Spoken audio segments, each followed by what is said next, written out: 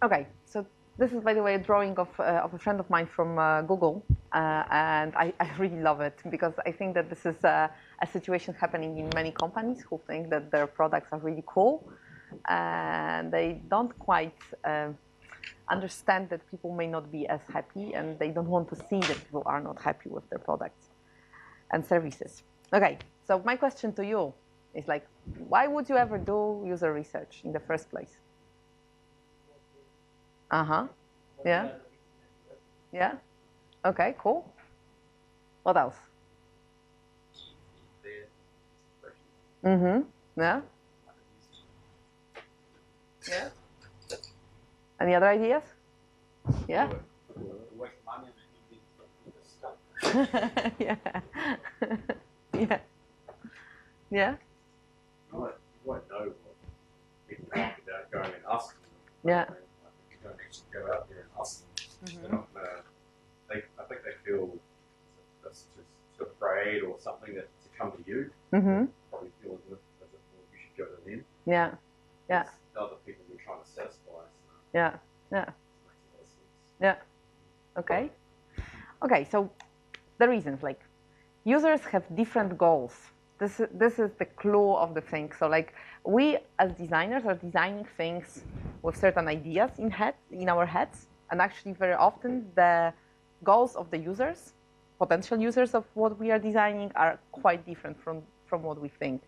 I use your example of your project, Jonathan. I think that like with many people doing rehabilitation, so like the core purpose of your project is to design something that helps them get better, basically.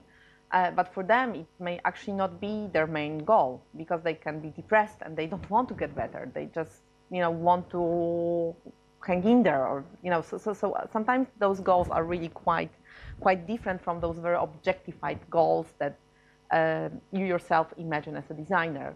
Coming to the rehabilitation applications that Łukasz was working on, there was the application for people to do the exercises, and the thing was that so it was really good in guiding them through the exercises, but actually the problem was not necessarily going through the exercises, but finding time to do the exercises. And suddenly, you have something which is not quite completely finished, simply because you kind of didn't take this primary goal of the users of just sharing time between, other things, and or it can be a subset, yeah.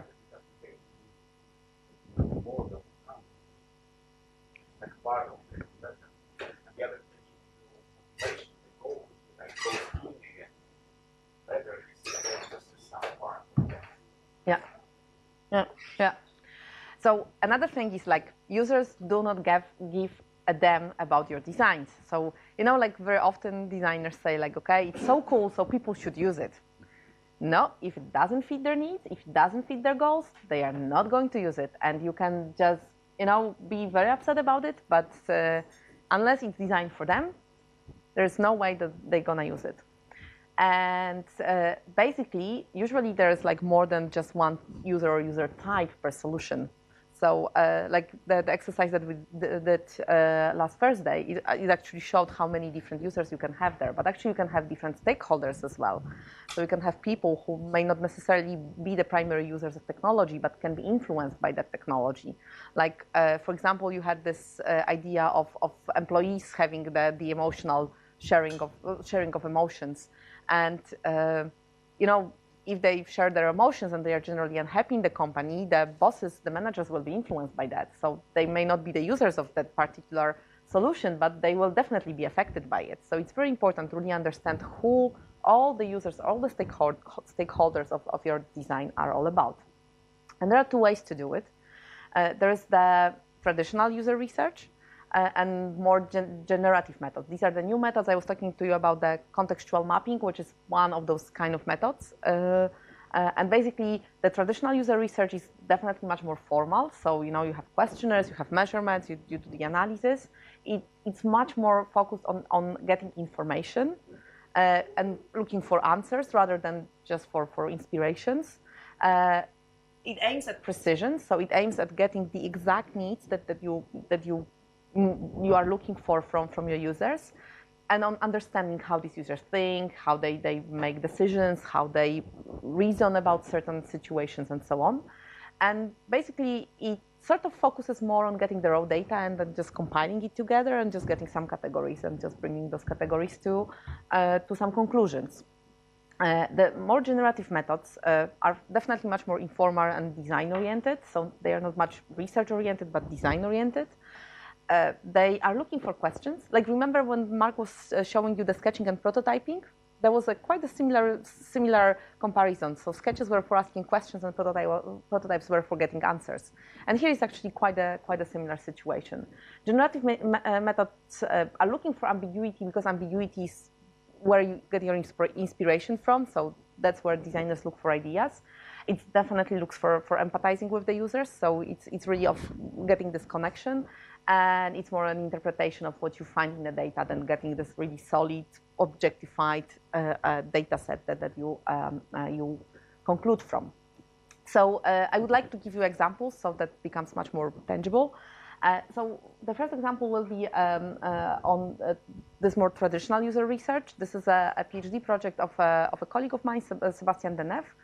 And basically, he was working on getting the idea of about how technology could help firemen in doing their jobs. So basically, he wanted to understand how the firemen are dealing with dangerous situations and like how interactive technology can deal with that or help them with that one way or the other. So first thing he did observations. This is a very traditional user research method. He went to the situations when the firemen were in action, and he was observing how they are interacting with each other, what sort of situations they are in, how they are dealing with things, how they are taking decisions, how they are discussing things. Of course, he was not going into the actual fire, but he was just standing there and just looking how the whole action was developing. The other thing he was doing, he looked at what they were using. So he was doing the analysis of the tools they were using. And it was actually an interesting thing because they didn't have a standardized set of tools that they were using. Every single fireman had their own sets of tools, very specific tools, and they would never give up any of these tools because they all had a very particular use that they consider as important. Another part was role-playing. So actually, the guys, they dressed up as firemen and they went to a training center and they were trying to be firemen. Actually, they went into, apparently in France, there is like a smoke tunnel. So you get into the tunnel and you get the heat and the smoke from a real fire. And they were shocked how little you can see there. So it was quite an experience for them just to understand, what sort of situation they are in. And also, it's an important element of building empathy. So really being part of the rituals and routines that these people apply. This is actually the briefing session. Sebastian is sitting over there. And he actually listened to the whole history of how the firemen are sharing their experiences. And it turned out that actually they do have some rules on how to behave in an action, but those rules change from an action to an action. So whenever they find an improvement, they change the rules. So there is nothing like a strict set of rules that's, that cannot be changed in one way or the other. So actually what he found is that there is quite a messy yet fluid order in the ways the firemen function. So on the one hand, they have this very rigid structure. It's kind of more military sort of structure with hierarchical order with the boss and the firemen being in units and so on. But on the other hand, if they go to a fire, they become independent units, and the commander, the boss doesn't have a say in what they are doing. They go there in pairs, and they are completely independent there, and they take decisions on their own. And on the other hand, there's also this feeling of family because there are the guys who are sitting outside the other firemen, and they are actually monitoring all the live signals of the people who are in the action. They are responsible for notifying the other colleagues that something is going wrong. So they have this personal responsibility of life of their colleagues depending on them. So there is a very interesting and strange combination of interdependencies depending on the situation that these guys are in. And then Okay, so that was the really traditional user research that led to two designs. The first design, that was the sort of idea. So the commander, the guy who was leading the team of firemen, he said that maybe he could have an overview of what's going on with his people in the action. So he can, being from the outside, he can maybe advise them how to behave. They actually they even built a prototype, and they tested it in this test facility. And the interesting thing was that the prototype malfunctioned. So actually, the commander thought that the firemen were on the third floor while they were actually on the second floor, and he was giving them commands that didn't make any sense. So suddenly, it was a perfect proof of the fact that this kind of solution is not going to work. That this fact of them being independently running the show, the whole action, is a very important element that cannot be taken away. So the final solution was were these kind of beacons that were kind of placed. So they would take them with them to those beacons with them to the action, and they could sort of leave them as messages to the other units.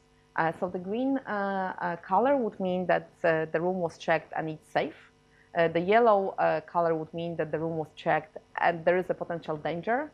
And the red color would mean that the room is basically burned. And they could also leave voice messages on those beacons. So like the other team could come and just listen back or some commentary on what was going on in this particular space. And also the beacons were collecting information of where the teams were. So like if, let's say, one unit got lost in the action, the beacons could trace back where the unit was last seen. So that was helping them to understand of what's going on and yet not be influenced by the outside forces in a way. So this is an example of how traditional user research happens. You have a number of methods like observations, contextual inquiry. So when you are really participating in everything, that you kind of play the role and so on. So these are all the methods that are really quite traditional. On the other hand, you can have those generative methods. This is a project that I've done at Play, at the telecom provider. And basically there we had this question asked to us, what could be designed for the first month, like how we could design a welcome pack for the new clients. So actually what we looked at is like, okay, what sort of impressions do users have when they enter they start, buy a plan from a provider. And we realized it's like uncertainty, first impressions. This is sort of a trial period. They want to see like, okay, did I choose right? And this is a moment when they actually build a relationship. And on the other hand, the provider wants to gain trust of the users. So like, if there is a mutual trust, then of course this relationship is much stronger. They want to adjust the offer, so like upsell, cross-sell, add some things. And they also want to explain what people are paying for and why, because often this is a major point of sort of tension between the provider and the clients and the customers. So for participants, we got 20 people, half gender-wise. We really were looking for people, again, who are in a situation of buying a plan rather than, hypothetically thinking of maybe changing a provider in the future. So they were actually recruited at the door of the provider's shop. They were committed to buy a postpaid plan, so that was for the postpaid offer, and they signed an agreement to participate. So they actually agreed that they are going to take part in the study. What we asked them to do first the sensitizing part. So they were asked to run a diary for us, which was in the form of a blog, for actually 5 weeks, from a moment they entered the store to the moment they got the first invoice.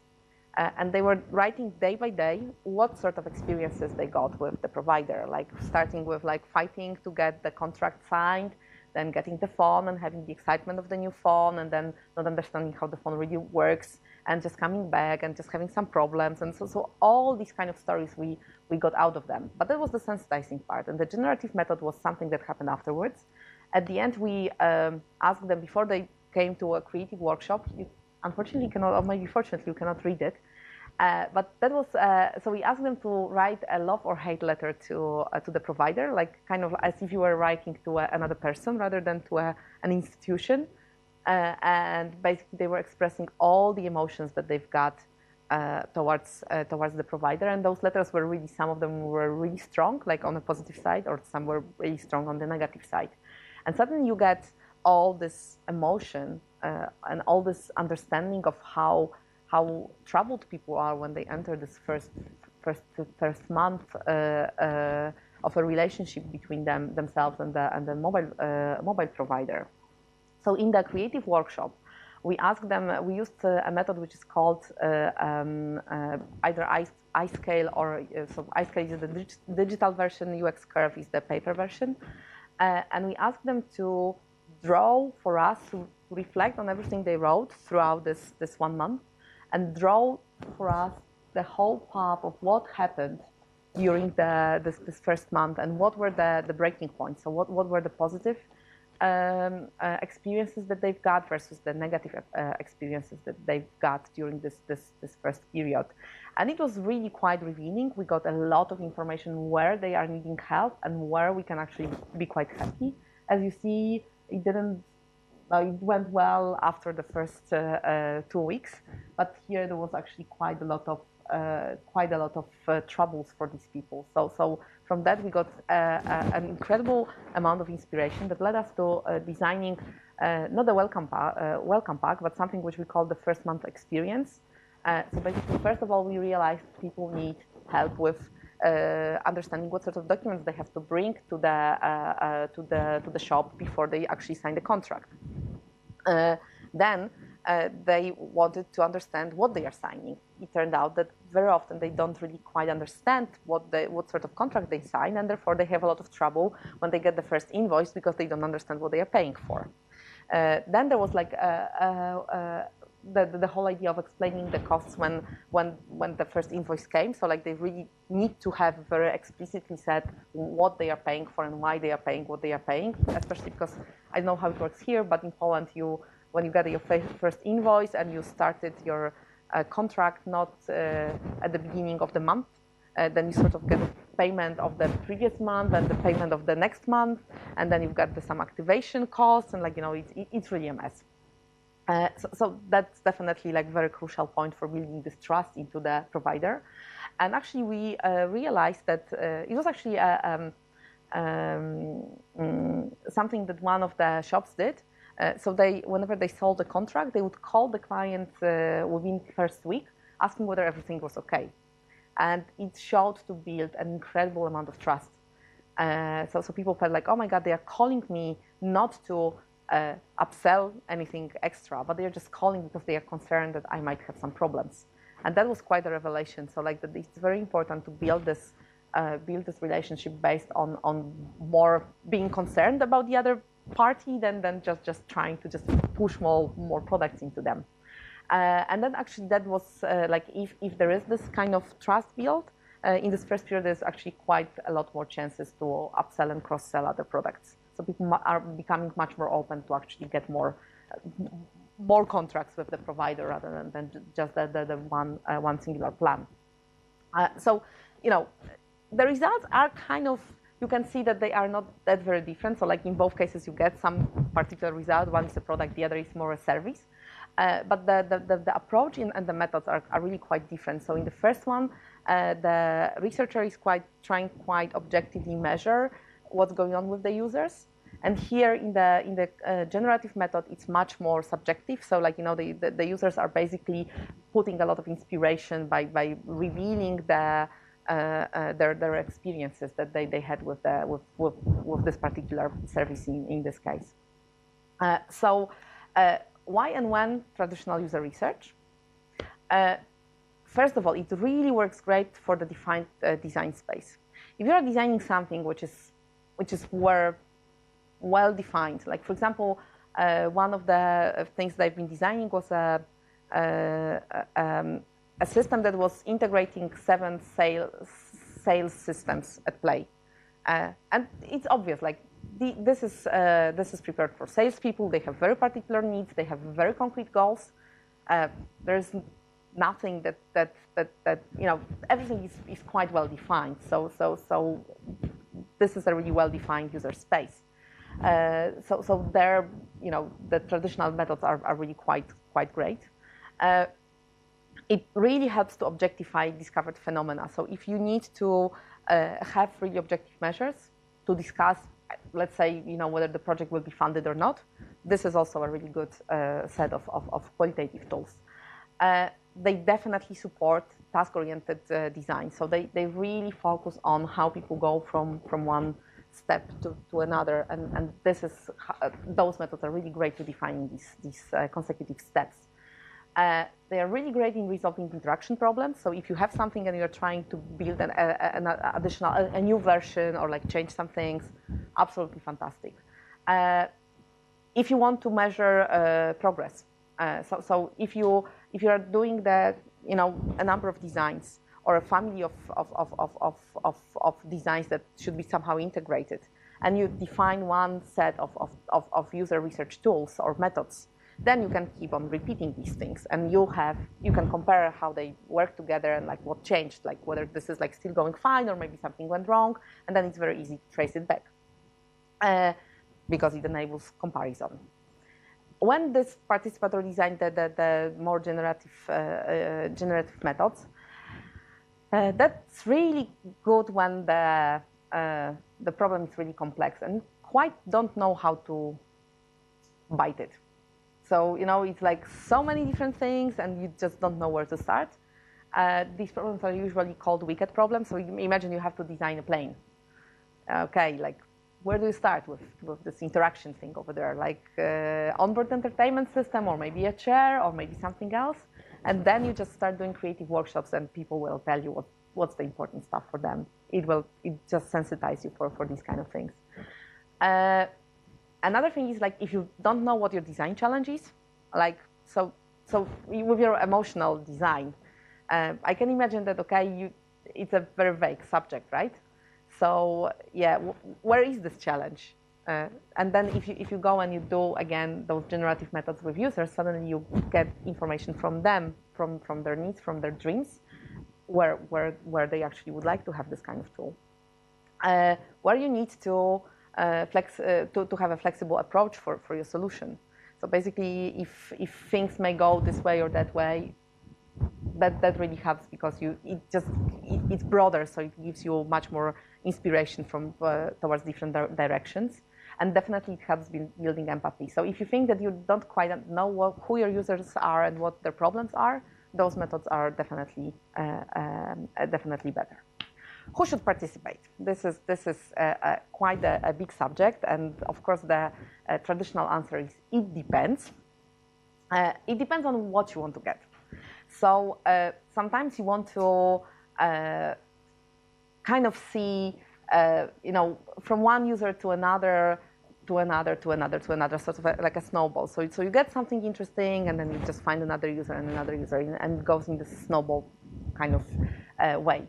The other is like you want to look for extremes. So you want to look for users that are in one way or the other extreme users of or extreme problems to your design. Like for example, I was once designing a solution. I was designing them for people with psychiatric problems, and from that you get. So this is a very particular user group, but you get a lot of inspiration from them for other designs and like a different sense of sensitivity.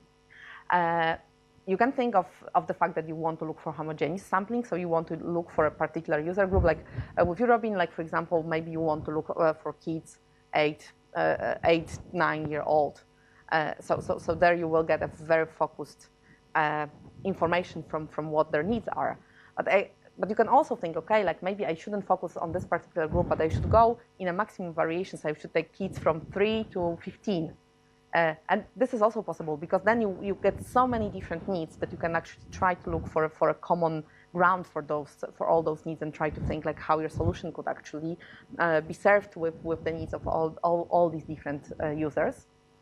Sometimes you just don't have money to get your users, so it's called convenience sampling. You just get whoever you can, and testing and doing user research with whoever is better than not doing user research at all.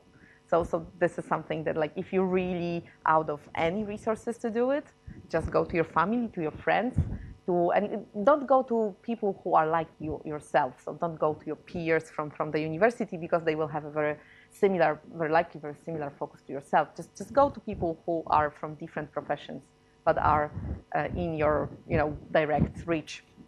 And then there's opportunistic sampling. So sometimes we had this discussion today with Murray that sometimes you just want to just grab random people and see how they react to certain solutions. And actually with Murray, we had the suggestion that he should go to the museum and just sit there and just grab people leaving the museum and just get them for coffee and talk to them about his ideas for design. So this is really an example of random or opportunistic sampling. So, it all depends on what is your goal and how good access to your user group you actually have. And again, think of like what you want to get out of your users, and then based on that you can choose who you would like to get for your studies. So there is a number of approaches that you can think of. This is the research by Frauke Slesvig-Fischer from Delft University of Technology, and she said, like, there are different levels of what people do, want, and so on. You've got different research methods, and you basically get a different level of knowledge from using all those methods. So basically, the difference lies in the fact of what sort of information you get out of your users. So if you want to know what people think and what they tell, so if you want to have really rational perspective on what they do, the best method is to talk to them, to do interviews, contextual inquiry, those kind of methods that make them express their opinions. I didn't put focus groups here because I'm not a great fan of this particular method, but yeah, it's another method that you could use. But the knowledge that you get from it is very explicit. So this is exactly what people, what they say is what they think they think. So this is an important thing. I'll just get back to it in a moment. If you want to know what people do and how they act, then you should go into more observations. You can observe them directly, you can observe them indirectly, and there you don't only know what they tell you they do, but you can really see what they do. So like when I showed you this example with firemen, there was an interesting thing. So they talk about the whole dressing up procedure before the action, and they explain pretty much everything, how things go. It sounded all quite clear, and then Sebastian decided that he's going to try it out himself. So actually, like, play a role, which is like an extreme way of observing, because you're trying to be the person. And it turned out that he put the mask and he couldn't breathe. Do you know why? There's a cork that you have to kind of uncork, so you can inhale and exhale. And yeah, he didn't know that, and it was so obvious for everyone else that no one told them, because it was so clear for them that it was too explicit to actually mention. So this is the big difference. So like, people often, when they are just telling you things, they don't tell you everything because they think that some things are so obvious that you should know them. So only when you start observing them and asking them, like, why did you do this? And suddenly they go like, yeah, maybe you don't understand, like, why I'm pressing all those buttons and doing all those weird combinations. And there you really get this behavioral data from them. And then finally, if you want to know what people really know, what they feel and what they dream about, you use those generative techniques. So like the participatory design techniques, contextual mapping, and things like that. And basically the idea is that you get more into their subconsciousness than consciousness. So these are not the things that they rationalize, but these are the things that kind of come to them more as emotions than as really pragmatic things. And they are quite deep and quite latent. So really you have to kind of pull them out in order to understand what their needs really are. Yeah, they're often so basically when you think about the whole idea is that the interviews and the behaviors, they tell you about the so-called do goals. So the goals drive people behavior. The last level gives you knowledge about so-called be goals, so the goals that define who I am and who I want to be.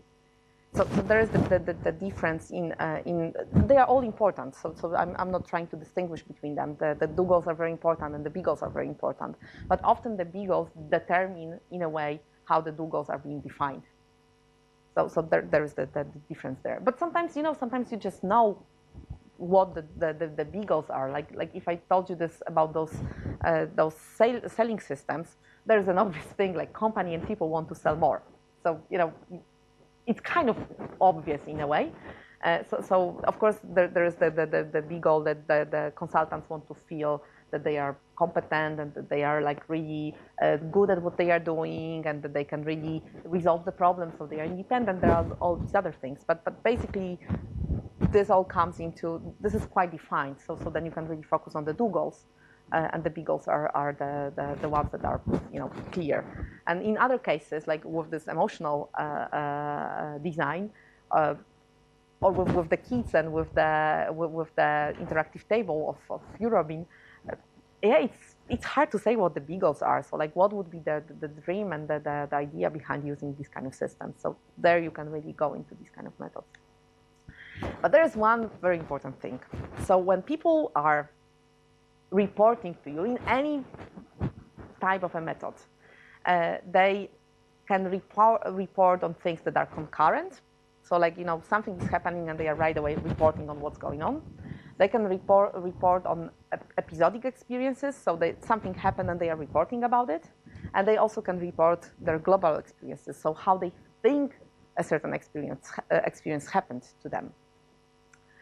And there is a huge discrepancy between the concurrent and retrospective experiences. So problem is that when people report what is happening right now, they don't really rationalize these things. So they don't really think that much about what happened. They are not trying to look good. For example, like something went wrong, and usually we try to kind of find an explanation why things went wrong. And if you give them time to do it, then they will find out an explanation which is not necessarily true, because they try to explain a situation, rationalize it in one way or the other. So it is very important to do whatever method you use very close to the event. So like if you're trying to understand how a couple is sharing emotions while being away, talk to them when they just got back or when they are away. So like, just get them to the point when they are actually experiencing the particular situation, regardless of the method you use. The further away you put your data gathering method and your data gathering exercise from the event itself, the less reliable replies you will get from people. Because the problem is that people try to either compare those experiences with other experiences, and sometimes they glue experiences together, and they don't really know whether that was this particular experience or maybe something else. And they also get rid of the negative experiences. So they are trying to go on the positive side rather than the negative side, and often the design opportunities come from those from being from not having certain emotions and experiences fulfilled. So that's where the problem is. So really, I cannot stress it more. Just really remember that that you really have to focus on getting those experiences very close to the situation. I put more explanation why this is important. I'm not going to go through it. This is for your slides, so you can actually read through it later on. Okay, so let's go through through those methods. Let's start with the first level of things, so like getting the explicit knowledge about what people think and what they tell. And you can have introspective or retrospective methods for it. Basically, introspective methods are the methods that help you get the actual analysis of the whole situation in the context. Like Mo was explaining, like he was working with the doctors, and he was asking them what was going on. So there's one guy who is doing a master project in a hospital, and he was actually walking with the doctors from the ward to from the nursing station to the patient rooms, and he was getting the actual introspective. His knowledge in an introspective way.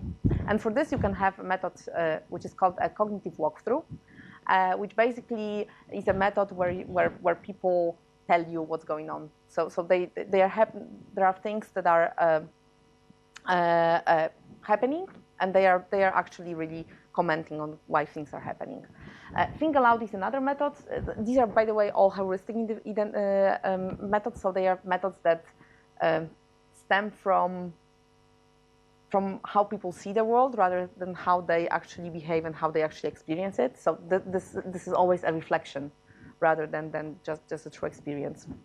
So think aloud is a method that people are doing something, like let's say they are interacting with an application, and they are along the way saying like how their thinking process happens. So it's like, oh, now I want to find this and that. And then, therefore, I'm pressing on this and that button. The problem with this method, I'm not personally a great fan of this method, simply because when people get engaged, they forget that they are supposed to talk. And then when you kind of kick them out, asking them to talk, then they get kicked out of the flow of interaction, and they kind of get a little bit confused. So I personally, some people find it very useful. I am not a great fan of it. The co-discovery method is something I love. Basically, you put two people, and they are supposed to talk to each other. So they are not talking to the researcher, to me.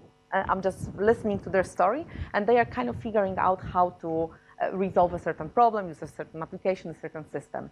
And there is a discussion between two users who might be struggling with taking certain decisions. So actually you can listen to their discussion and their joint reasoning about how the problem should be resolved.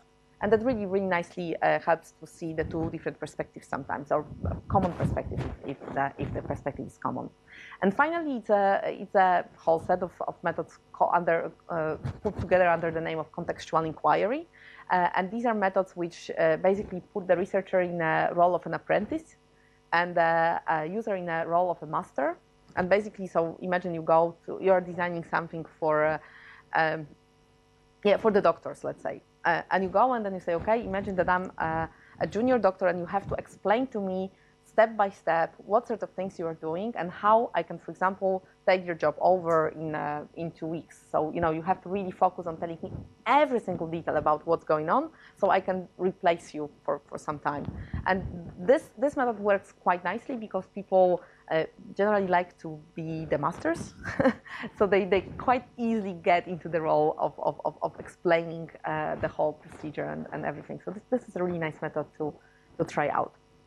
But there are also retrospective methods, which basically they focus on getting the preferences of a given solution or a given situation. So like how people would like to experience a situation. And the first types are interviews. And basically, this is a discussion with a user where you are trying to get as much information from the user as you can. The other are focus groups. So this is a group discussion. As I said, I am not a huge fan of focus groups because often you can run into a situation when you have a dominant user who kind of dominates the entire group. And the other problem is that people are in a group situation, they don't want to contradict each other.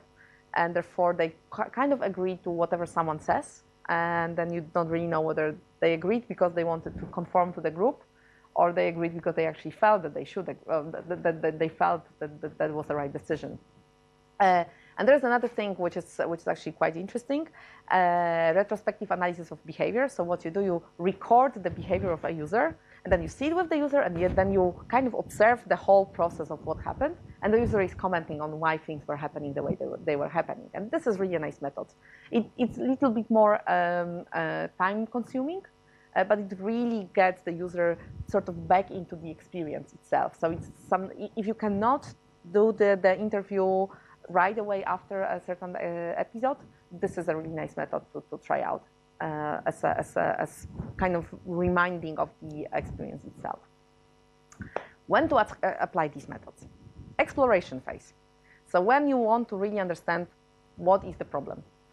And if you are looking for more questions to ask. So if you really want to say, okay, what else should I, so what direction should I dig? This is really a good thing to get this first good understanding of what's going on. If you already defined your requirements, so you already know what you want to do and you get the final confirmation with your users that this is the right direction to go, this is really a good moment. And when you have an evaluation of consecutive prototypes, so basically there you can really get them to discuss and verify the ideas that you've got. Okay, there's a number of different approaches in this whole thing. So one thing you can do that you can fully structure this whole thing. So you write a scenario of how the whole interview should happen, like step by step, detail by detail, and then you go through it exactly how the scenario has been defined. So basically what it gives you, it allows you to compare. So, you know, if you have a very strict way of doing an interview, then of course you get data which is quite well organized. So then you can see, okay, where are the differences between different users. And basically you can call it a sort of offline survey in a way. So basically because you've got those questions, like you just ask and then you note and mark things and then you got the numbers. And the thing is that the better, so the advantage of this method is that it basically you get more elaborate answers from the users than just from an online survey when they just fill in the forms and, you know, send it out and they don't want to hear from you ever again. And by the way, with online surveys, you need to be quite careful because it was found that people tend to fill them in patterns. So they sort of look for a pattern and they don't really quite fill in them according to the answers they are giving, but really to a visual pattern that they are designing with their answers. And there's, for example, like if you're designing ever a survey, think of longer scales because people are very unlikely to use the extreme measurements. So like if you have a scale of 1 to 5, they're quite likely to use it from 2 to 4. And they will try to avoid the extreme numbers, the extreme measures. So, for example, I'm always trying to get the scale of from 1 to 7, or from 1 to 9, or from +3 to -3, just to have a larger stretch of the numbers, and there you get more insightful data. And basically, the major problem with this fully structured thing is that you cannot ask, so it's structured, so you cannot ask deeper questions about what you want to get out of the users, because if it's not planned, then sort of you don't know how to deal with the data afterwards. Then you've got semi-structured structure interviews, and these are actually often the best. So you sort of have a guideline of how this whole thing should go.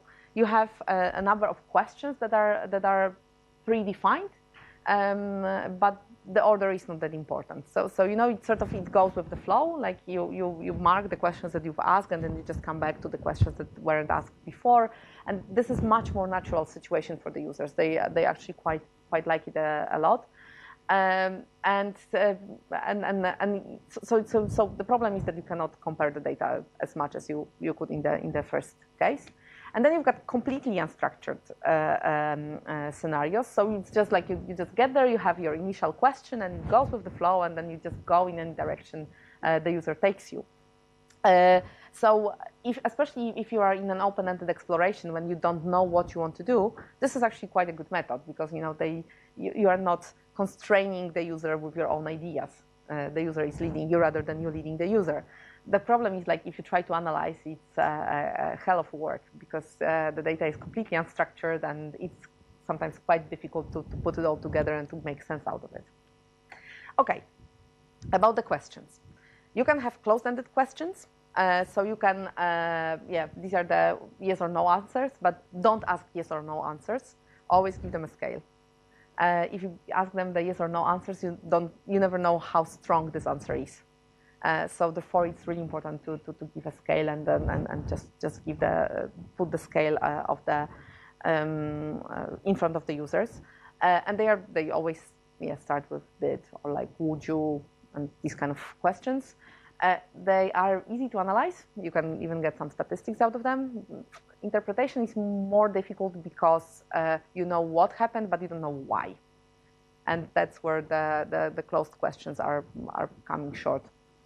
You can have open-ended questions, and they allow, so they are like how, when, what, where, why, and why is the best question. So like whenever you don't know how to ask an open question, ask just why, and you can keep on going with the why question forever. So sometimes if you have even if you have a closed question, so you say like, did you like the prototype? And they say like, yeah. So you can say like why did you like it?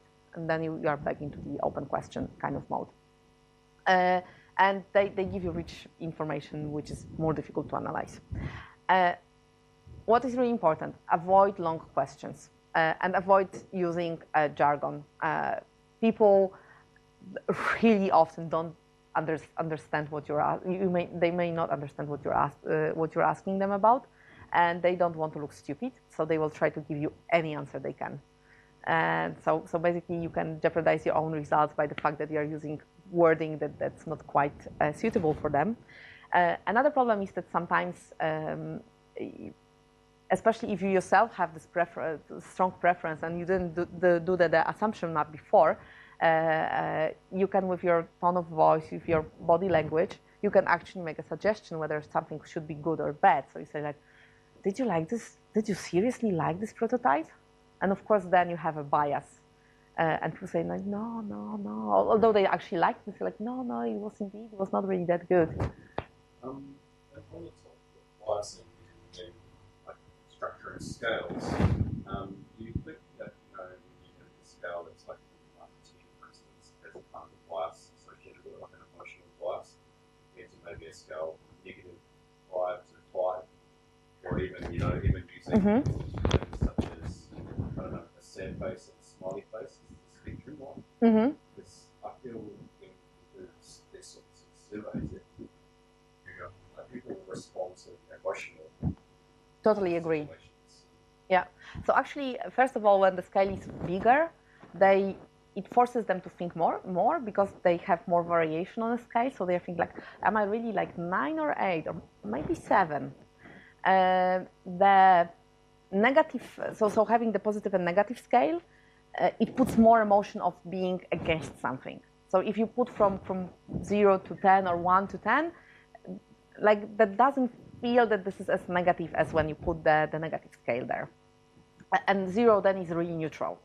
And also there's the difference between the even and odd scales. So like if you don't want people to put neutral, then you design like from 1 to 6, and you just avoid the middle point. And there you force them in that way to take a decision whether they are more pro or more against. With the faces, I know that definitely using the faces works with children. So children absolutely don't understand the numbers.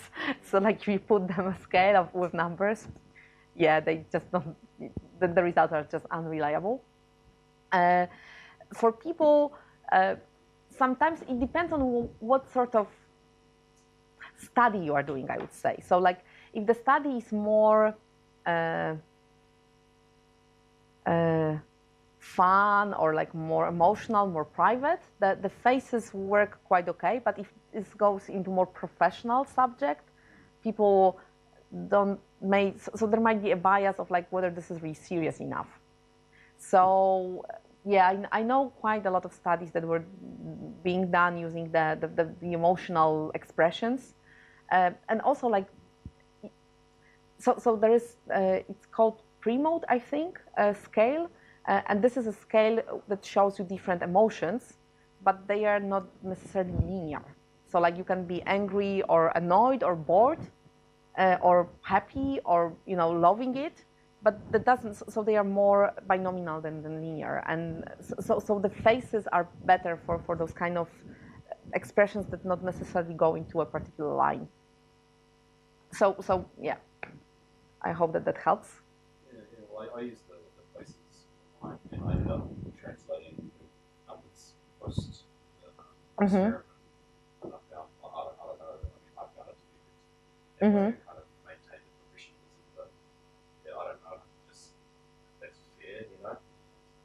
my emotional spectrum didn't include things like angry, fear, or pity, love, whatever.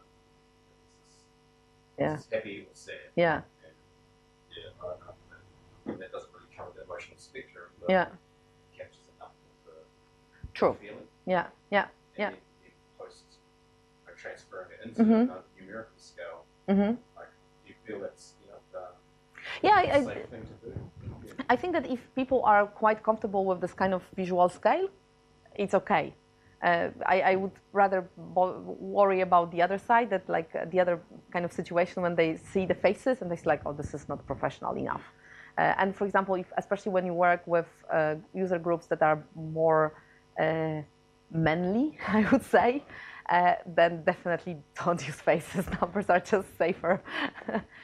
So yeah, but this is again very subjective, and if you've also, I think that a lot comes from your own confidence about the visualization that you use. If you're confident about the faces, then people will kind of conform with that. If you are sort of unsure, then they may not accept it as well as they should. So that's again, like, even if you don't think that it was the best chosen method, just be sure about it.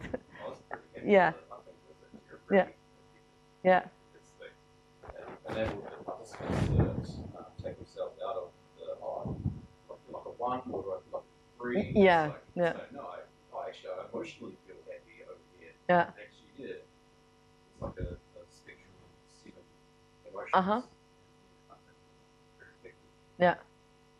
Just another thing, I recently did a survey, and on the end of it, had like 5 things like disagree, I strongly agree. But then at the very end, it had this does not apply to me, and that was part of the scale. Yeah. It kind of like, it kind of biased everything a little bit. Yeah. Because that you'd feel as if that final column was, I'm really happy, but in fact it actually didn't mean that. It was like, this doesn't apply to me. And I'm really happy with this. This is one cross. Yeah.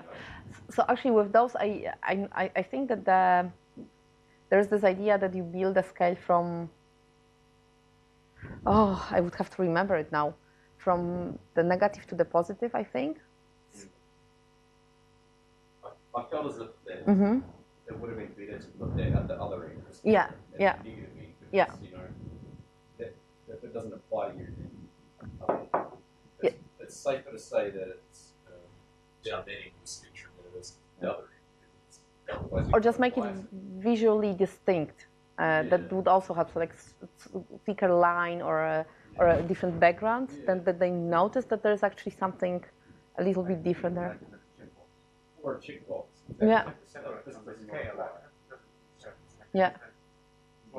Yeah. Yeah.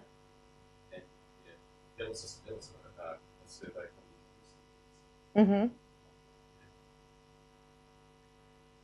Yeah. Yeah. Yeah. Yeah. Okay. So what I said, keep on asking why. This is the big thing, and it gives you a lot of things. Encourage stories. Make people tell you stories. So like if they say like, oh, I am not really sure that I like something, and it's like, okay, tell me the last time that you were in this situation and what happened there, and people then open up and they give you much more details. Look for inconsistencies. So like people say something and then someone else said something else, and you can say like, yeah, by the way, but I heard also this kind of approach. What do you think about it? Like, why do you think that this is different for you? So that also helps people to reflect more on what they are actually telling you. Look at their body language. So if you see them sitting like this, like all crossed, then yeah, they may not be as open and sharing their ideas with you as you would like to. So like, just try to make them open up to you, and there you can really get them talking. And if there's silence, don't be afraid of it. So like people often like kind of jump into the next questions because they're a little bit afraid of silence. But actually, silence helps because people think like, okay, they should say something more. And they go into a deeper level, more reflective level of what they are trying to say. If you prepare the study, brainstorm questions. So like sit together with a bunch of friends and try to think like, I'm always doing, we call it question bingo. Everyone has to come up with 20 questions, and then we are trying to compare which questions were asked. And suddenly it always turns out that we end up with 70 questions, and then we are cutting and like finding the most important ones that should be asked. But basically get a lot of questions first to get the good ones at the end. You can group them, so just to get the schemes. Do the pilot. So like if you're running an interview or any other study, try it out with someone just to see if people understand the questions, if the wording is correct, if they, if the questions don't repeat themselves, because this is often a problem that you sort of try to ask the same thing in a different way. So this is really good to try it out. If you are preparing the whatever study, just write for yourself a guide. We for example, we always prepare make a question and then half a page of a space, so we can actually scribble some notes and some ideas while discussing with the users, because it just helps to capture some thoughts that may disappear. Always record things, even if you don't plan to listen to these things later on. Having them on record helps you, like if you miss something or you really want to find some particular story, that it always helps you to get back to that story. So like, you don't have to transcribe them, but just have them. And have some logistic backup, so have a consent form with you, have some, so like they have to agree and they understand what you are capturing from them, and they actually agree for you to capture these kind of things. And pen, some water, all these kind of things that help to survive the interview. When you conduct the study, when you are the host, so remember that they come and they kind of always feel a little bit worried about their situations, like what you are going to ask them. Sometimes they think that they may be ashamed. For example, once I was running a study with parents talking about what they think parenthood is all about. And this is the seriously delicate subject, because the parents always want to appear to be good parents. And sometimes they know that they are not. And how do you extract this information from them? And again, like these moments when they are not acting really like they would like to, these are the design opportunities that are the best. So really be very delicate and very sensitive to their situation and what they are telling you about, because often these are things that touch them personally. Yeah, as I said, don't yourself see like this, like, okay, so what you're telling me, right? So like, well, what a stupid thing to say. Be flexible. So like if they want to go into sidetrack a little bit, just keep time, but like if you have some time, just let them finish their stories. They will feel much more comfortable with you then. If you don't understand something, ask for clarification. You will not get a second chance. So either you ask them right away and you get this information from them, or you will never be sure that you actually got the right conclusion. So keep on asking, but why do you think this is so? Like, and just get until you yourself are sure that you really know what's going on. Listen. I've got one friend who is learning to be a researcher, and I'm laughing that she has the tendency of talking more than the user. No, that's not the best strategy.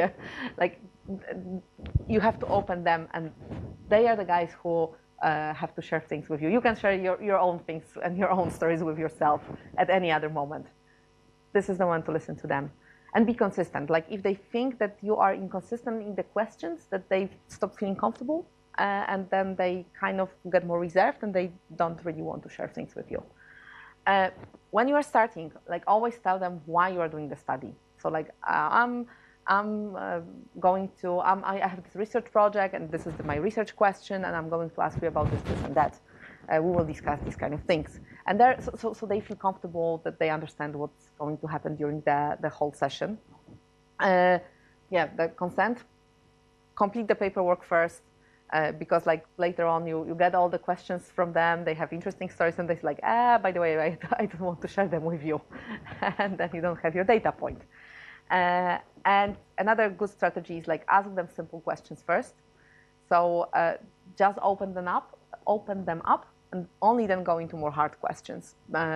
Because like if you start with hard questions at the beginning, like I told you about the story with the lady from the school, they may not want to give you any other answers afterwards. If you capture the study, have someone try to have someone who helps you to take notes. If you don't have someone, just try to like stop the user and say like, sorry, I have to write down, and like just scribble things for yourself. But it's really good to just have a second person who makes the notes. Sometimes we just do it like this, that we go with the two of us, and one person is running the interview and the other is making notes, and then we switch. That worked quite well. Think of capturing insights and non-verbal cues. So like if you see that people are getting, like, for example, really stressed when telling a story, write it down. These are the interesting things that really, kind of make the story full story. Balance between the level of detail you want to get into and how concise you want to be. So like, probably you can start with one story and then spend 2 hours having the story being told to you and asking about all the questions, but that's probably not really the point. So you want to get more stories. So, just common sense in a way. What is really important is like I said also with context mapping. After you finish the study, give yourself always 15 minutes and just write your comments, your reflections on the interview. Sometimes people schedule, interviews head to head, and then, after 3, you just don't remember what the first 2 were all about. If you have time, so it's a really good practice to do transcriptions from your studies, because then when you listen to them again, you kind of have a different eyes on them. But it's quite cumbersome. So like if you have 1 hour of interview, it usually takes about 3 hours to write it all down. But at least listen through it again and just make the notes and make the quotes. So this is really quite an important thing, to write the quotes, because they are quite powerful in expressing what the user really meant by the things that they said, and be respectful to their privacy and anonymity. I heard about some stories that people found their picture with a story, and you just don't want that. So you really have to anonymize all the data, anonymize all the pictures. If you take a photo, ask people whether you can use the photo. Usually what we do, we say that we are using the photographs from the sessions only for the internal use, so we are not going to publish them. But if you plan to publish, for example, you plan a research article, just be sure that you are allowed to show this photo in your article.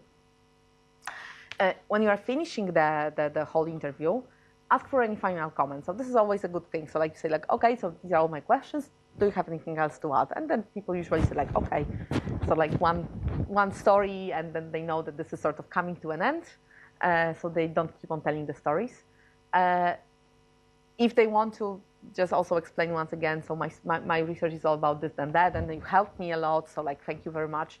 What is really important is that you say that you are not judging the people, that you are the person who is trying to learn from them.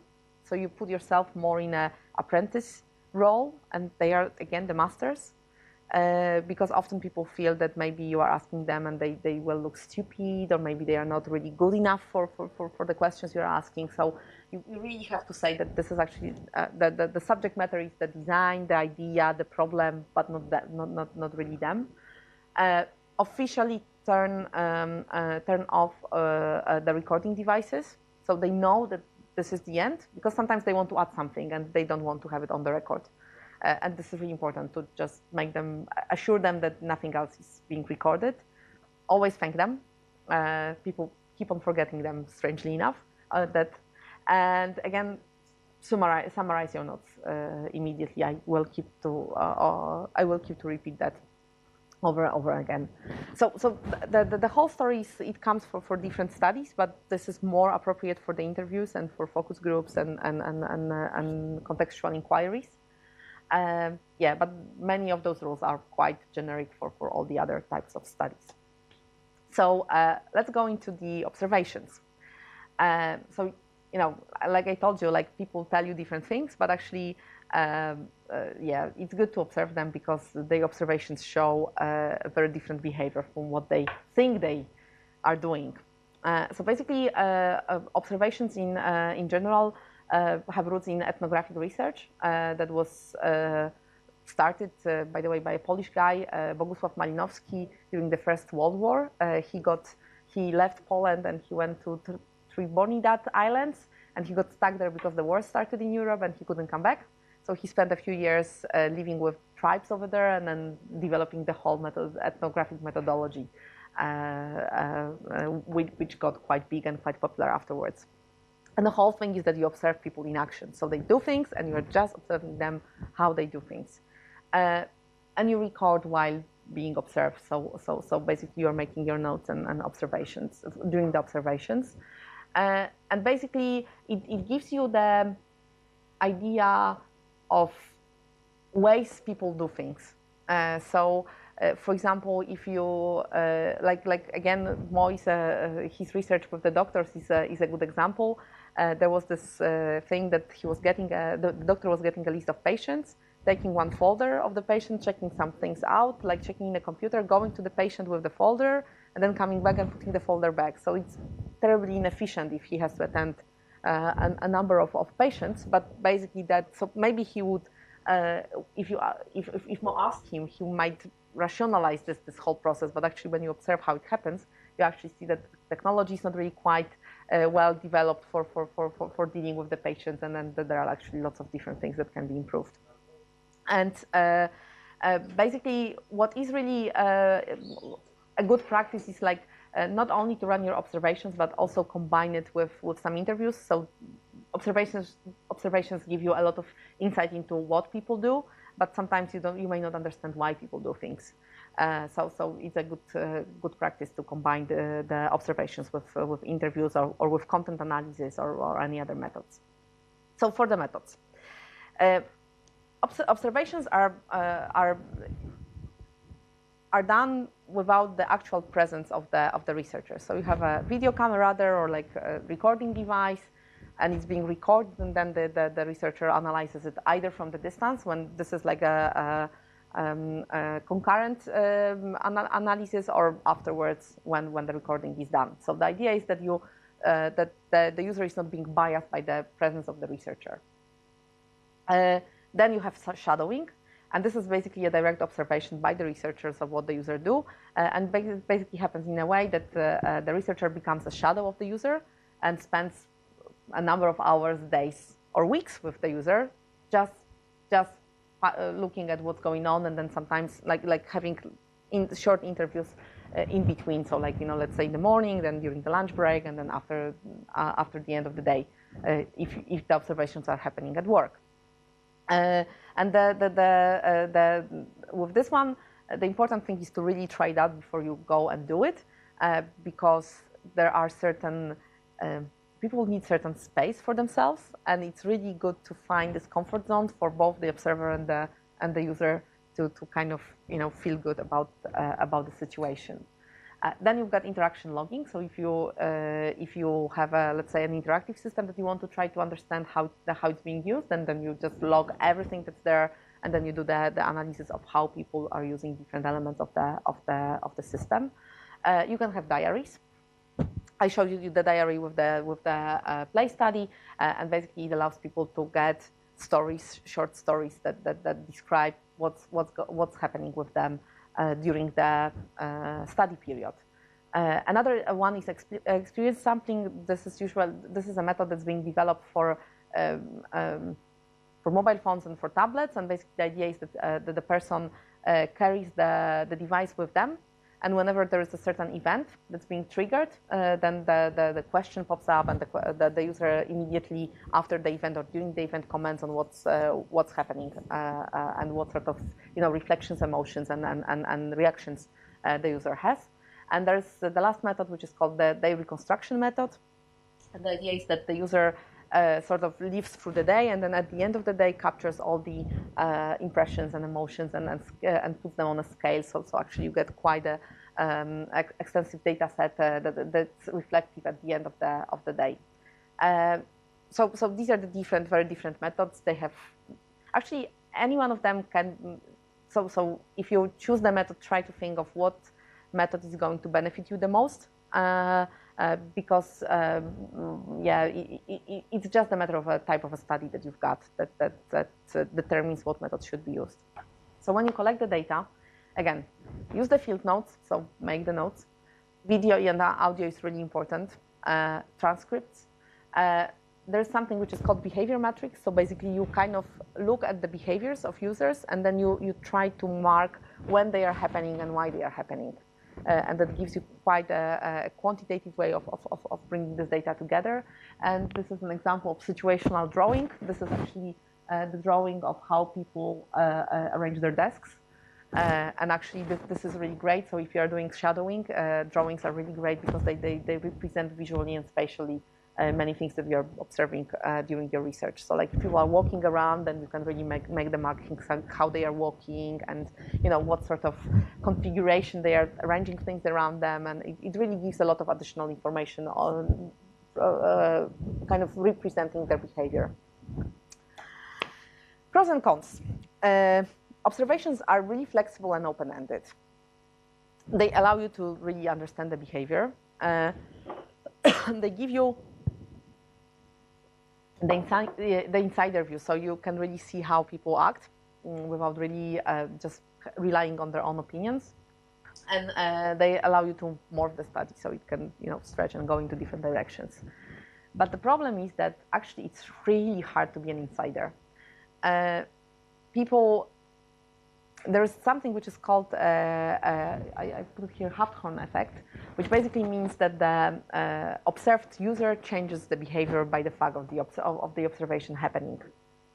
And yeah, so there's always this discussion because it's officially said it's unethical not to tell the users that they are being recorded and observed.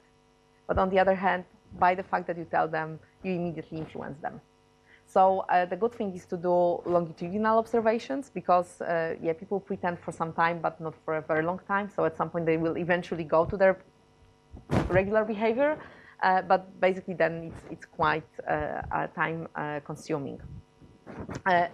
These observations are actually quite difficult to record because how do you define whether a certain behavior is like the other behavior?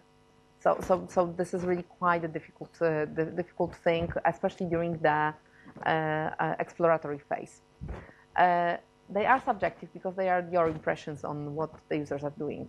So yeah, that has this problem. Time consuming, I already said. They're often not quite generalizable, so you cannot really compare between people because they do their tasks and their chores in different ways. And basically, they don't allow you to measure like what people think about and how they feel about situations. You just see what they do. So there is a number of phases in this research, like with the interviews. So first of all, develop a positive relationship with your participants. If they trust you, they will be much more open and much quicker go into their natural behavior rather than the artificial behavior. So like they need to know you and to really understand who you are. Try it out, pilot it, and then change your focus if you think that, okay, some other thing. So like you thought that this will be the interesting part, but actually something else got more interesting. Just don't worry and just change your focus. And then remember that like if you don't really think that you got enough data, you can either get more participants or you can basically get another method. So you can use interviews to just get a deeper understanding of what's going on. And yeah, so basically you can always do the method triangulation. I will be talking about it later on, but basically you can combine those methods and they always quite well complement each other. And there are, especially with observations, there's a lot of ethical considerations to take into account. Because if you're observing people in intimate situations, like how much do you disclose? So where is this fine border of like, this is something that can still be analyzable and this really crosses the border and you really shouldn't report on that. So make your intentions clear to the user. They really have to understand what is the purpose and what you are going to analyze. Otherwise, they will feel very uncomfortable with being observed. Again, informed consent. This is really important. It's less important with. It's always important, but with interviews, it's like less. If you forget the informed consent with the interviews, probably nothing really happened. But with observations, I wouldn't dare to start an observation if I didn't have a consent form signed. Develop a code of practice. So like, tell yourself like what you are going to measure, how you are going to measure things, and how you're going to quantify them or qualify them, and that helps you and also the user to understand what's going on, and definitely maintain confidentiality. This is really important. You can even accidentally tackle upon very intimate things about people. You can listen to conversations that maybe you shouldn't. You can see some emotional situations that can be very private, and this is really important to not to really disclose it to anyone. So I am not going through this. This is for your information, but there's a number of things that you can actually use to as guidelines to define what you're going to observe with your users. So that there can be clothing, there can be like some verbal or non-verbal behavior. There can be the space that they've got around their interactions, their motions, and things like that. So this is an overview of these kind of things. There's a link there where it comes from, which you cannot see, but basically this is a good practice. And when you want to be an effective observer, first of all, know what you are researching. I've seen so many people getting into a study, having absolutely no clue what they want to get out of it, and then they were getting very little out of it. So if you don't know what to focus on, that is a very difficult thing to really understand what's going on there. Again, do the assumptions map. Check what are your own biases. Because especially with observational data, it's so easy to put your own lens on the data and say like, oh yeah, they are behaving like this because of that. And then you put your own explanation why they are behaving the way they are behaving, which may not necessarily be true. Try to find the right people. So like often it's better to have few participants which are really well chosen than to have many participants who are just, sort of accidental users. Unless you want accidental users, that's your choice. But with observations, usually you really want to get the right people. Because it's just so much time consuming that you'd rather not waste your time like getting someone accidental there. What is really important, understand the culture of the situation that people are in. So try to talk to them beforehand, and like let's say if this is like the more professional behavior, like a hospital, try to see what is the hierarchy there, like who is dependent on whom, who is not going to shame someone. So like, for example, I don't know, it probably works all over the world, but in many hospitals, the senior doctor is the authority. And you cannot, as a nurse or as a junior doctor, question the senior doctor, especially in front of a patient, because the patient may get scared. So basically there are certain rules of conduct that need to be maintained. So if you understand why things are happening, then it's much easier to interpret the data that you are collecting from them. Rehearse to yourself, like talking to others, what your study is going to be about. Because sometimes I did this mistake a number of times. I sort of have this explanation in my head, and I'm coming to the users, and I go like, yeah, my study is like, and then they're kind of like choking on every word because like I just didn't say it out loud, and therefore I cannot really explain it well, and then they don't really understand what the hell I want from them. So it's really good to just verbalize it before you go and talk to them. Decide beforehand how you're going to make your notes. Often people, and that's why it's good to record something, just a little snippet, and just go through it and just see what kind of data you get. So you create a coding scheme for yourself. Otherwise, you will drown in your data, and then you will keep on changing your coding scheme. And if you decide on a coding scheme, not a single coding scheme is ideal. And you will always miss out on a number of things. Just don't worry. Like just if you have your questions straight, you will know what you should record, and you have to let some of the data go away. That's life. Document what you observe without really expectations. So again, like I said, with interviews, you can say oh, do you really like this prototype? You could do the exact same thing by just biasing yourself when you're observing the data. So this is really important not to do that. And again, assumptions map are a fantastic way to just get rid of all your assumptions. They are out there, and then you can be free of them. Summarize and expand on the notes that you got as soon as possible. So just if you have reflections, some insight, just put them down so they are not gone away. So even if you're making something which is quite quantitative, just make your notes, because they will often be the explanations of how you think certain behaviors are happening, and they can become, for example, a basis for preparing an interview and discussing these things with the users. And yeah, observations have this really annoying tendency of changing your perspective on what's going on. So you come with certain assumptions in your head, and then you observe people, and suddenly, they behave in a completely different way. So often you have to refocus your research. Just be open to that. That happens a lot. Yeah. And I saw some people. So basically, the problem that happens is that if you really get stuck with your research question and your research problem, and you sort of get an idea of what it should work like, then you look for confirmation of your assumptions rather than for negation of them. So actually, for me personally, the most interesting things in any data I collect are the things that go against what I thought, because that's where the interesting things happen. And often, I've got this example. I was giving a workshop to a group of people, and they had this idea that they want to create a sort of restaurant which cooks healthy food, and then it's sort of like a restaurant with a takeaway, but you can also make some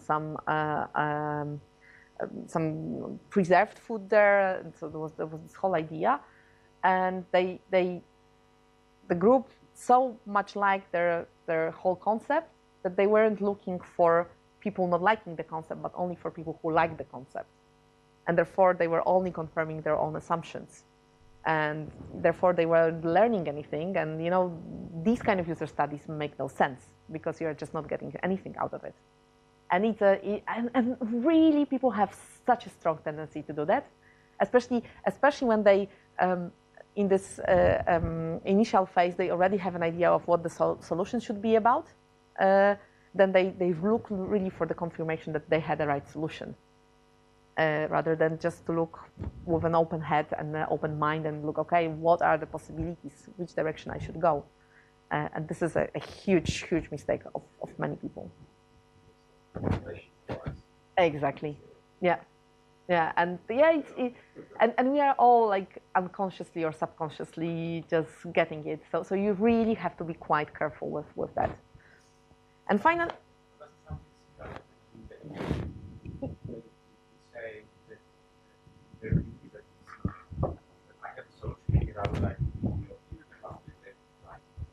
yeah. Oh yeah, this is a really good point, because with interviews, especially if you are interviewing people when you try to evaluate the prototype, sometimes, always, although I may be often a designer of the solution, I'm always saying that someone else designed it, and I'm just asked to do the evaluation, and I don't really care about whether they heard the feelings of the designer, and they should be really critical, because this is the last point when they can improve things. So I'm telling them that actually I'm much more interested in their criticism than their confirmation of the design choices, and that really changes people's mindset, and they get more open. But unfortunately, often they are very cruel. So they can really tell really bad things about your design. So we were designing invoices for a new idea for an invoice at Play, and it wasn't. These weren't my designs. They were like two designers, and one of them was quite junior. So I warned them that, look, we are going to ask this question, and you can really get really hard comments from people. And they're like, yeah, we are cool about that. We got there, and one design was called an obituary, and the other was called the EEG representation. I saw their faces, and they were like long faces. They were like so upset. And I got them. I was like, just don't worry. Like, don't, like, it doesn't matter. We are getting really good feedback. So they were really hurt. So be prepared that people will really don't like your baby. They say your baby is ugly. Yeah, that's so actually that's why it's really good to start with designing alternatives, because then you don't get stuck on one idea and it's easier to take the criticism. But then we will talk about it later. Okay, and finally you have the last level, the generative techniques. And basically, they go the deepest into the understanding of how people function, what they want, how they behave, into this really subconscious level. And basically, the whole idea is that you use design as a research tool. So you design something that becomes a research tool that helps people express their own opinions or their feelings. So there is a number of probes. I'll explain all of them, but the most popular are cultural probes. And these are small tools that help you really get those weird things that people think and feel from them in a way which is not really straightforward, but this is more in a form of a game with the researcher. Like you give people tasks, and through those tasks and through those exercises and funny things, they reveal their actual feelings about many things. And the idea is that the whole idea is to make people be more reflective on what they are feeling and what they are wanting than how they behave and what they think. So the whole idea is to design it in a way that it's quite intriguing. So they are curious about what's going to happen next. And that they are kind of drawn into this as a form of a game between the researcher and themselves. So again, I have an example that was something that we did. It's again Polish. I'm sorry, but these are the drawings that matter. So we had this study about how people would like to have their invoices look like. And honestly, you cannot find a more boring subject than an invoice. This is not something you can really deeply reflect on. And yet, this is one of the most critical elements of the interaction between a provider and a user, because this is the thing that this user gets every single month of the whole relationship, right? So this is the most frequent thing the users see. And it's really cool to actually have it designed in a way that's pleasurable for them. And there's also the whole other story about it, because people sometimes don't pay, or pay too early, or pay too late. And they lose those invoices, and they claim that they didn't get it, and they get some text messages about them, and they hate them. It's just like a whole mess around this invoicing procedure. So actually we thought, okay, let's try to get and ask people about it. We came up with 3 alternatives. We always design alternatives. So this is like a good practice. I'll talk about it later, but this is something that I also keep on repeating. Just don't focus on one particular design. Design alternatives, look at the different approaches, and then choose one. So here we've got the idea over there. It's called the time machine. And it was the idea that people would get letters from the past telling how certain things about invoices are happening in the past. So like ancient Egypt or like Middle Ages. So for example, the idea was that there's a king who got one of his citizens who didn't pay the tax. And he's going to chop his hand off, and actually you should write a letter explaining how this is being done in civilized society. So just to get people to kind of, in a very playful way, get them engaged into sharing how they think these things should be dealt about. This one was the idea that you kind of have, you are a movie maker, and you create a movie like a lost invoice. So it was like the detective story. or there was like what happens with your invoice when it arrives to your home. That was like some road trip story, like like Thelma and Louise or like whatever else. So again, you kind of make a whole movie about the story of how the invoices are being treated. But the one that actually won finally was again an idea. There was an idea of a trip. So you go to different countries in Europe and different places that have different stereotypes, like Switzerland is really organized and Spain is really messy, and UK is really about structure and hierarchy because of royal family, and then try to use those stereotypes as a way to get certain information about what's going on with the invoice.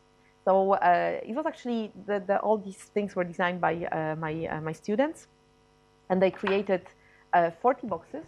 You can see the space that the boxes were taking, and they were all like kind of suitcase, like the cases, luggage cases that they were given to the users. They looked like this. They were actually quite big, so they were a little bit too big, so people had to really carry them like this. But there was this whole idea that you open the box, and then you get, first you get sort of an instruction. So you have a booklet that it says like, hello, adventure. And basically gets you through all the exercises and what's going to happen in every single exercise. And then people get packages like this, which are wrapped the task for a particular day. So those tasks were taking about half an hour a day. And in this particular case, we wanted, so they went to Switzerland, and because Switzerland is so orderly, they got 2 stamps, and one was like stamp saying good, and the other was saying bad. And they were supposed to take their different invoices that they've got at home, and they were supposed to stamp them saying like what are the good things about those invoices and what are the bad things. And then on the envelopes, write down the good and bad characteristics of invoices. It was so much information. Like all those envelopes were filled up with text. And also, when we asked people in the previous studies to bring some invoices of theirs, they would like, cover their family name, their address, like really, make them black, so, you cannot see numbers and things like that. Here, they just gave us those invoices, like, just stamped, and actually the stamps didn't return. They didn't return the stamps because they loved them, so they kept them for themselves. And by the way, there was another thing that was really cool. It was for every single task, we gave them small gift, like a chocolate or like a pin, something like this, and they loved it. So they felt that they were rewarded after doing every single task. So that was really a great practice. So here is the second day, and they were actually traveling through Europe. And the idea was that, so what we knew is that the people get the invoice, and that there is like a date when they should pay it. But we don't know what's happening with it throughout. So they got a number of stickers, and they had like some places that the invoice could be, like a drawer, computer, bin, wherever.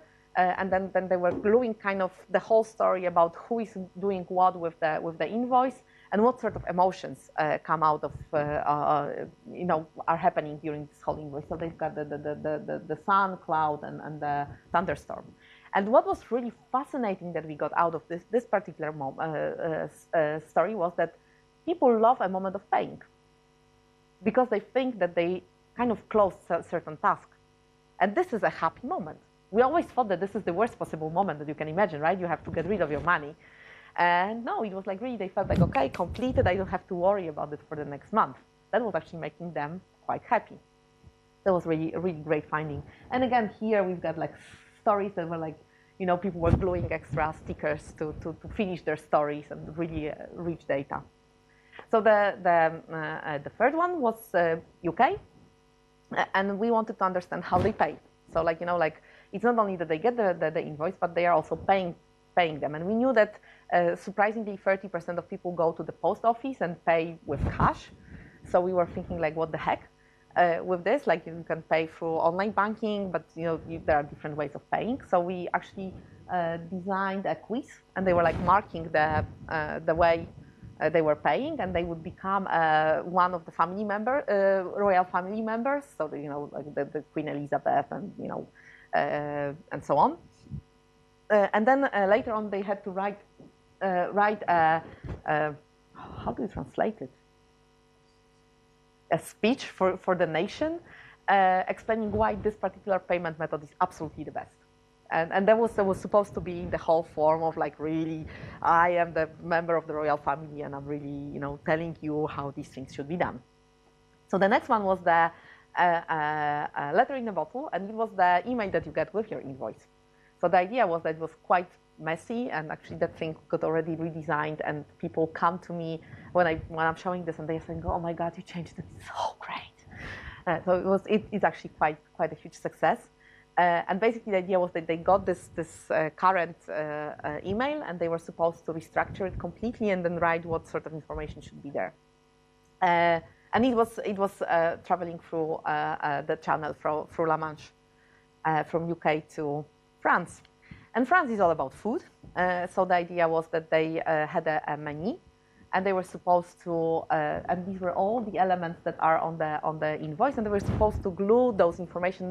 So which should be the starter, which should be the main course, which should be the dessert, and which things should go away. And actually, it turned out that surprisingly many things should be removed from the invoice because they are absolutely not interesting for them. And finally, there was the last part. They went to Spain. Spain is relaxed and laid back. So, of course, they are on a beach, and they remember that they forgot to pay an invoice. And the idea was to write what happened that they forgot to pay an invoice. And they were supposed to send 3 postcards to their friend. One thing explaining why they didn't pay the invoice and what should be done in order for the invoice to be paid. And that was, again, a very interesting thing that we got out of it, because we kind of thought that people didn't want to pay invoices, and they were like delaying the payment for whatever reason. And it turned out that in majority of that there are like 2 reasons why people don't pay. Either they don't have the money because they are like, for example, contractors, and they are waiting for the money to come to their account, and only then they can pay.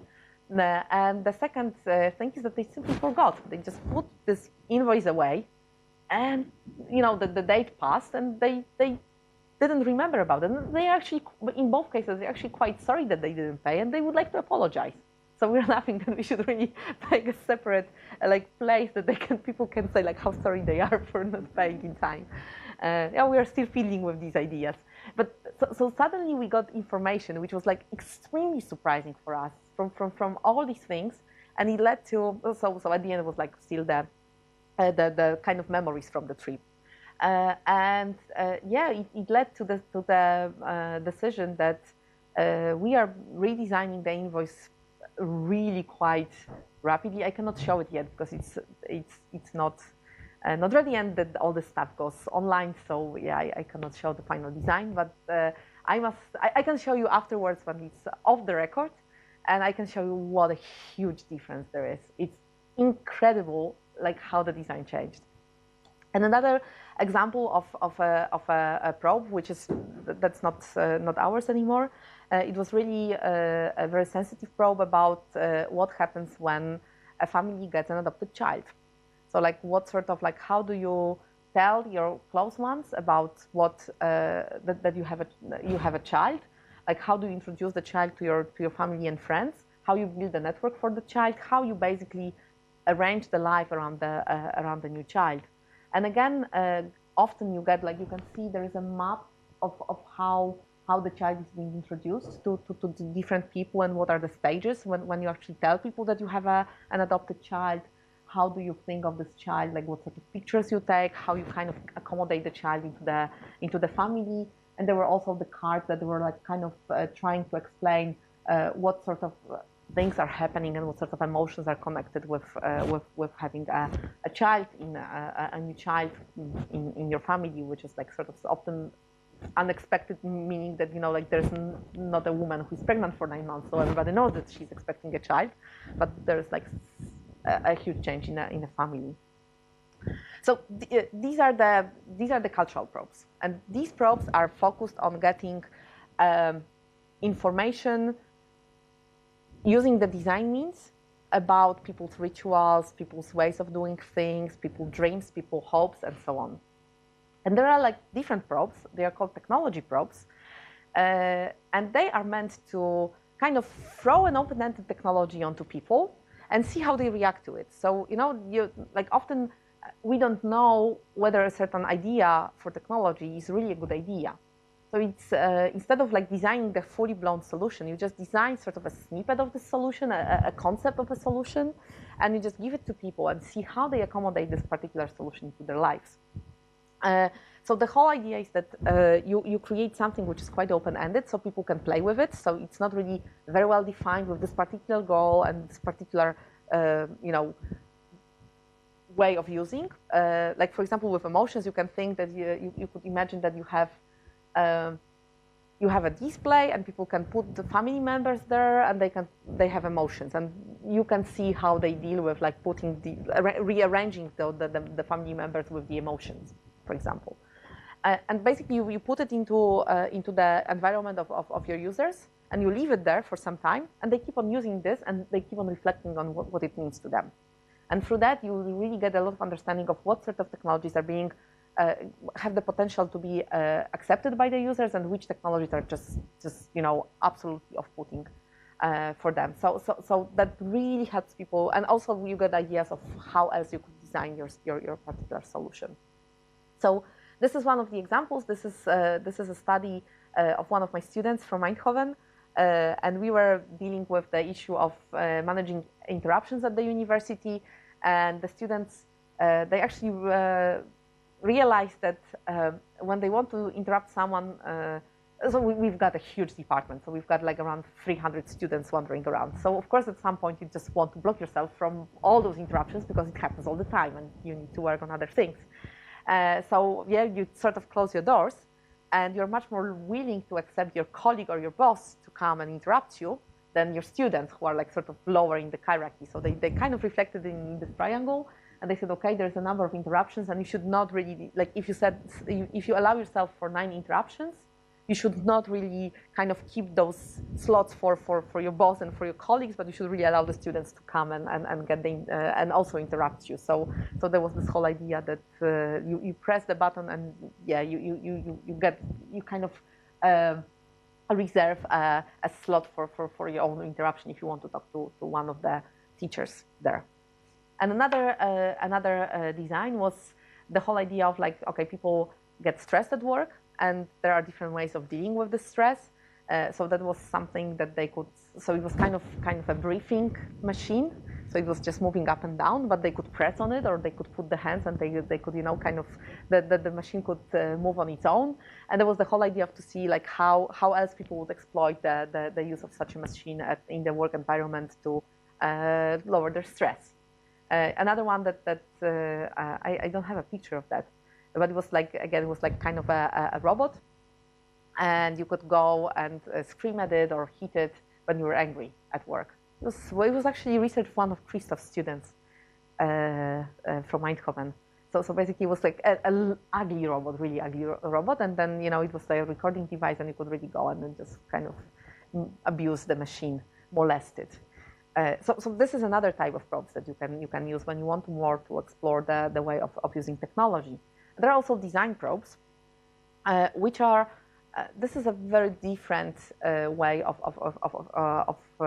exploring what people want, and the idea is that you focus very much on a very individual, singular person that you want to understand deeply, and you create beautiful objects that are being used for these people to kind of reflect and share their emotions and their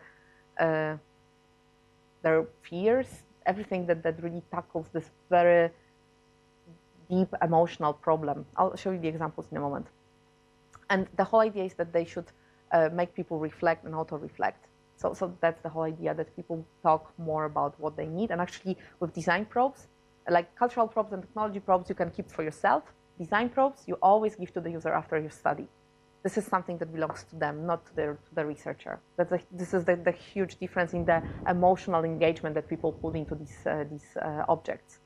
And people reveal like really deep stories with those objects. So these are 2 examples.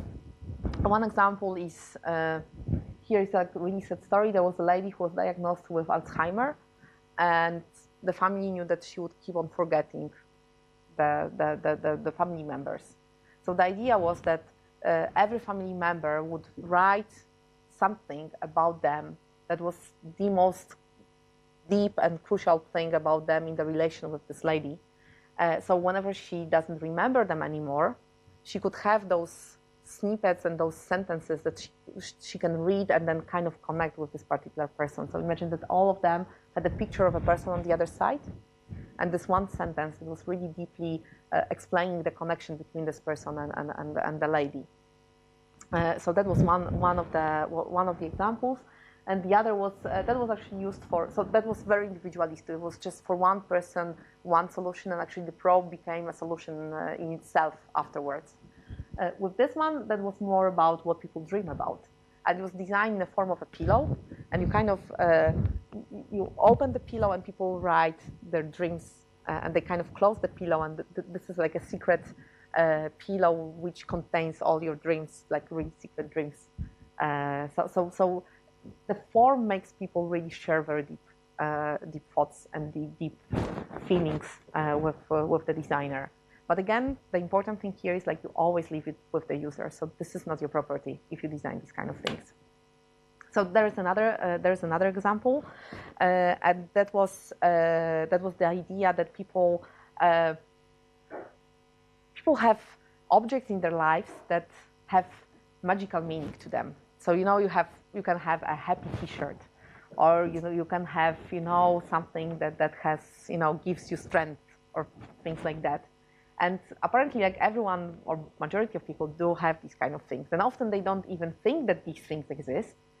So the idea here was that there were like 6 cards, which you could assign the level of magical force, and you would give it to different objects, and you would write why this object has this magical force and on that level. So it was making a connection between the mundane objects at home and the emotions people have about these particular objects. So yeah, here the level of information is much less sensitive, but again, still this is a thing that should be left with the users, because suddenly you make them realize things that they don't realize, and this is a very powerful thing, and it shouldn't be abused. So this is an important thing. And this is a project. We had this discussion about the spine, right? It was Jonathan, yeah. So actually, this is a design probe of one of my students. So they were designing for each other, and the idea is that one of the girls, she has problems with her spine, and she should keep straight, but she doesn't feel motivated to do that. So she got 3 different design probes. One was kind of thing that you can attach to your mobile phone, which was in the shape of one of the discs of the spine. The other was a bracelet with, again, another disc of the spine, and she also got all the discs that are in the spine in the form of stickers, and also cards with the exercises. So she would have to kind of draw one exercise for a day, and if she did this exercise, she could glue the sticker to the spine. So she also got the spine that was hanging there on the wall. So she was kind of getting all the exercises, and whenever she felt she did those exercises, then she was allowed to glue one of the discs, and that's how it looked like at the end. So as you can see, at the beginning she was not really that motivated. It went from the top, and throughout the practice she was getting more and more exercises done. So that at the end went really, really quite well. And that was also something that we actually took it from her, which is against everything that I'm saying. But basically that's something that should really belong to her, and that should be her motivation, and she should have a set of those spines, and then just keep on gluing the things to them. And then you can play with colors, with different ways of convincing her to do it. But this is again a probe, so it's an open way to explore how she could deal with the design. So when you're preparing this study, brainstorm the context of the given problem. So context mapping exercise is perfect for that. You need to understand what context you're designing the probe for, otherwise you won't design something that fits.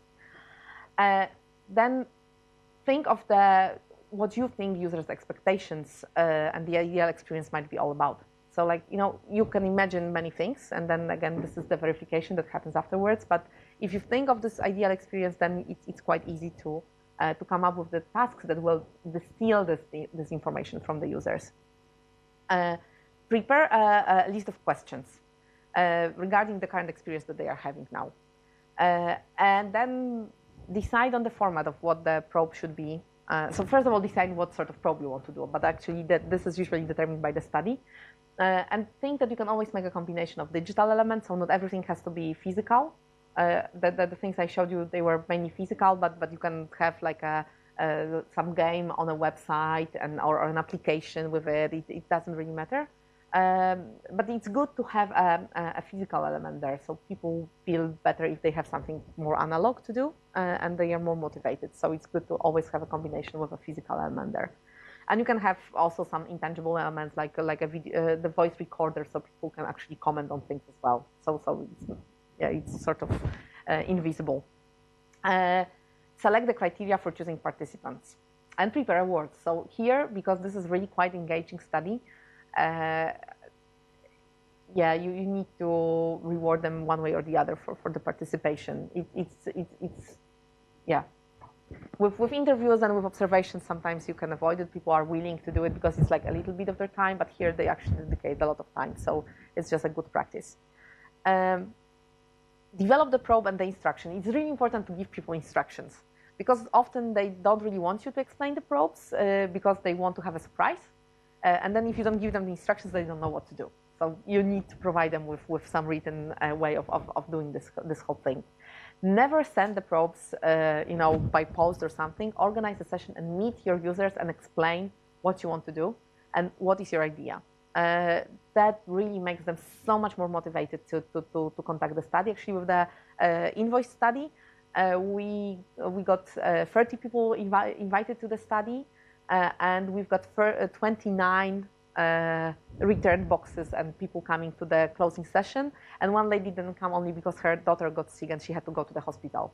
And she still sent us the box.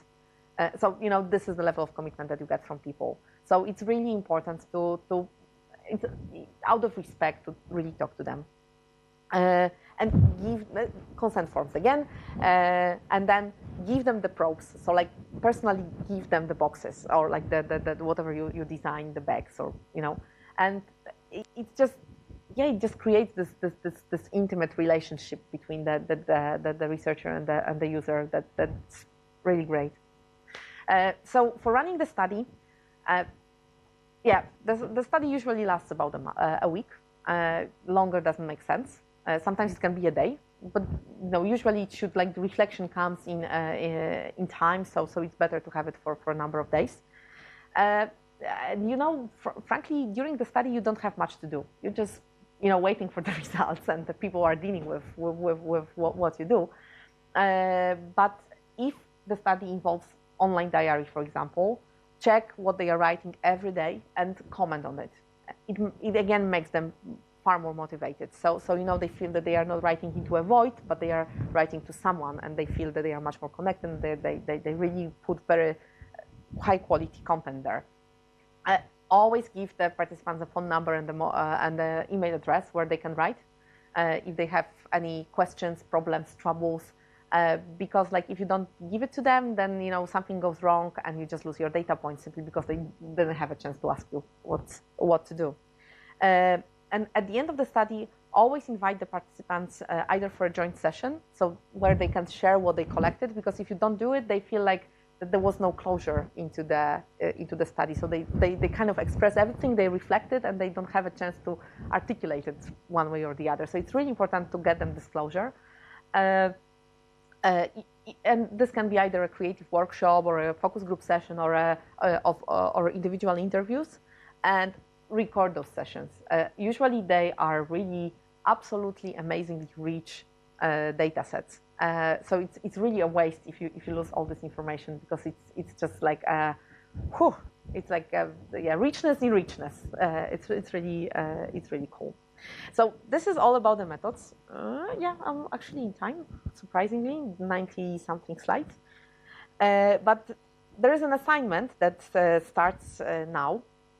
I know that you didn't finish the previous one, but so we will do it in a bit slower. But the important thing is that I would like you to brainstorm together as a group open questions that you would like to ask to your users, because this is the moment that you should really get into talking to the people you are going to design for. Prepare an interview script. It can be go for the semi-structured one. So you know you have some guidance, but you have still open questions, and you can explore things because this is an exploration phase. Remember that more than 10 questions. So actually, it's usually if you have open questions, it's counted that one question takes between 5 to 10 minutes to be answered. And of course, like the simple questions are shorter, but the harder questions usually take more time. So 10 questions is usually an hour, which is more than enough. Find participants. And again, it's your choice. These will be interviews. So you, I'm not going to ask you to go to a recruiter and then find the proper population. Just do your best to get the good ones. I would like every single one of you to conduct at least 6 interviews. I wrote that before the next class, but discard it. I did it before the whole delay happened with the previous assignment. And either make notes or make transcripts of the interviews, and just make notes afterwards. So I would like you to have as soon as possible a set of data, qualitative data for the analysis, and then we will be talking about the analysis later. What kind of questions do you Yeah, your project. So the emotional design. Yeah. So all the exercises will be fitting into the project. Yeah. Okay, and this is the first part of this assignment because the rest comes with the analysis. But you know, if you do it, step by step, it will be you won't be rushed at the end to do it in one go. And this takes time basically. Okay, thank you, and see you next week.